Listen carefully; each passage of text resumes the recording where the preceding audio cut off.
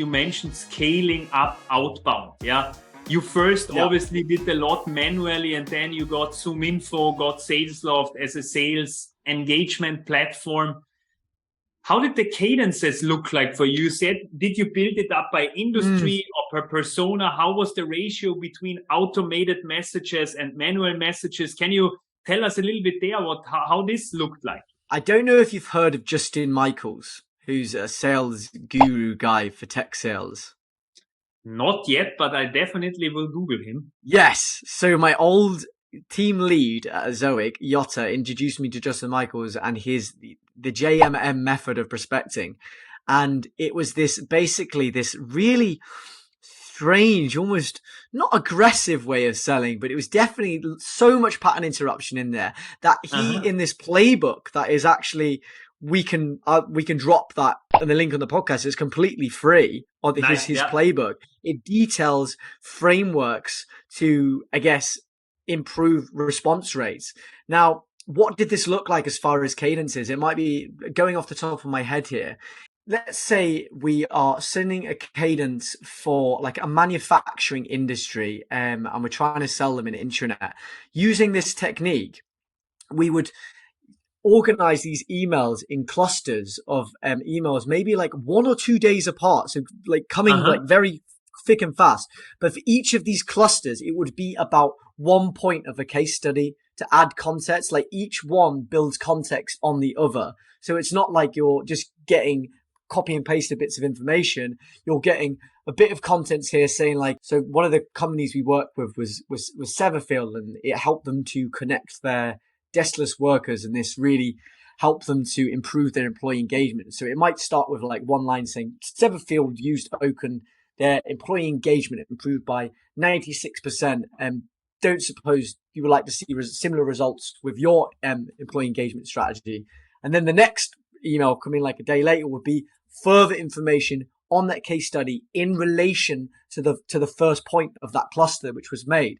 And then after that cluster had been hit, in between these email days, there's multiple touch points at each of those emails. So we're hitting a triple, we're doing a cold call, we're doing an email, and we're doing a LinkedIn connection request. So we can just generate as much attention as possible to say like, look, I don't know what channel that you want me to get you on, but I'm available on all of them, essentially. So that's like one cluster. And then the next cluster might be like something different within manufacturing. We could go off into another case study that we'd like to work about. And that would then be broken down into another 3 points. And the structure, and then obviously it would go down and down as well to fit to spec of how long you'd like a cadence to be. Classically, with this JMM messaging sequence, we could do a whole sales cadence in 2 weeks, and it would be quite, in many senses, quite aggressive. And you've got to be really careful because the way that these messages are phrased as well,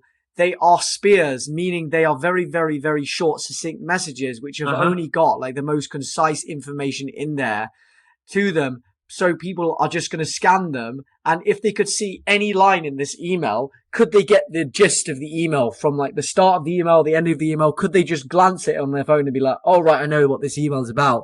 Because if it's too long, they're probably just going to go, oh, it's going in the bin. Do you know what I mean? Who's this lowly SDR context? You know? So important, Lou. Yeah, but starting off with this approach, we booked in like 3 meetings in the first 2 months, which wasn't great. And I was thinking, right, what can I do here? We're getting the numbers out. We're using a different messaging. I know that this method of messaging will yield the results. So what ended up doing was fluffing up the outreach a bit to fit the ICP, which was internal communication managers. And a lot of these people would classically, and more often than not, would usually be women in many senses. Not all, but a lot of them would be. So it was almost making the messaging a little bit less blunt and like direct, which I was used to dealing with at Zoic with web publishers, which were usually a lot more like direct messaging in many senses. Not always, but that one tweak and doubling down on social selling on LinkedIn and starting to post more on LinkedIn, I noticed in 2 months did something like 12 meetings, and essentially like hardly anything changed. It was just the messaging on the cadences and posting on LinkedIn more and staying top of mind for people. And I wasn't even posting about work related stuff. It was stuff like to do with what I was interested in. But I almost feel like there's a level of necessary social proof which you get with LinkedIn posting, which is probably a whole nother conversation completely. Which if somebody's messaging me now as a salesperson, I see they've got a big following on LinkedIn or they're engaged full, I'm thinking, okay, like this is like a real person. Like this is somebody who's got interest. I'm going to have a little bit of a stalk of what they're about. So I couldn't tell you what made the difference. Was it the type of messaging in the cadence? Was it the hitting of the triples across multiple comms challenges? Was it me posting regularly on LinkedIn that yielded those like the great results I saw? I don't know, but I know that all of that together was a really nice cookbook, which I found worked for me.